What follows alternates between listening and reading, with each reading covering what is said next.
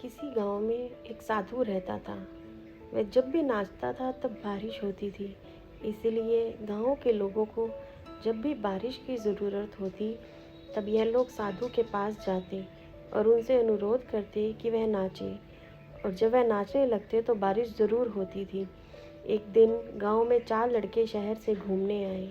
जब उन्हें यह बात पता चली कि किसी साधु के नाचने से बारिश होती है तो उन्हें यकीन नहीं हुआ।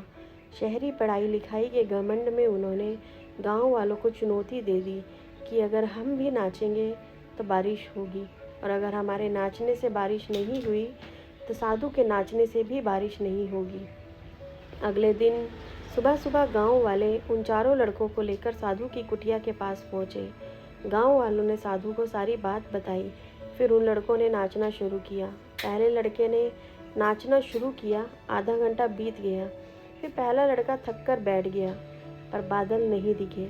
कुछ देर के बाद दूसरे लड़के ने नाचना शुरू किया और 1 घंटे बीतते बीतते वह भी थक कर बैठ गया। बल्कि दोनों लड़कों ने भी बाकी ऐसा ही किया, पर बारिश नहीं हुई। अब साधु की बारी थी। उसने नाचना शुरू किया। 1 घंटा बीत गया, पर बारिश नहीं हुई। साधु फिर भी नहीं रुका। वह नाचता ही रहा। नाचते नाचते 2 घंटे बीत गए, पर बारिश नहीं हुई। लेकिन साधु तो रुकने का नाम ही नहीं ले रहा था। धीरे धीरे शाम ढलने लगी कि तभी बादलों की गड़गड़ाहट सुनाई दी और ज़ोरों की बारिश होने लगी। यह देखकर चारों लड़के दंग रह गए और तुरंत साधु से क्षमा मांगी। फिर चारों लड़कों ने साधु से पूछा, बाबा, भला ऐसा क्यों कि हमारे नाचने से बारिश नहीं हुई, आपके नाचने से बारिश हो गई।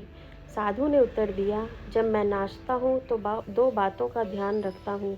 पहली बात तो मैं ये सोचता हूँ कि अगर मैं नाचूंगा तो बारिश का होना ही पड़ेगा, और दूसरी यह है कि मैं तब तक नाचूंगा जब तक कि बारिश ना हो जाए। तो हमारी लाइफ भी कुछ ऐसे ही मैनेज करके चलती है। सफलता पाने वाले में यही गुण होता है। जिस चीज़ को करते हैं उसमें उन्हें सफल होने का पूरा यकीन होता है, और वह तब तक उस चीज़ को करते हैं जब तक कि उसमें सफल ना हो जाए। धन्यवाद।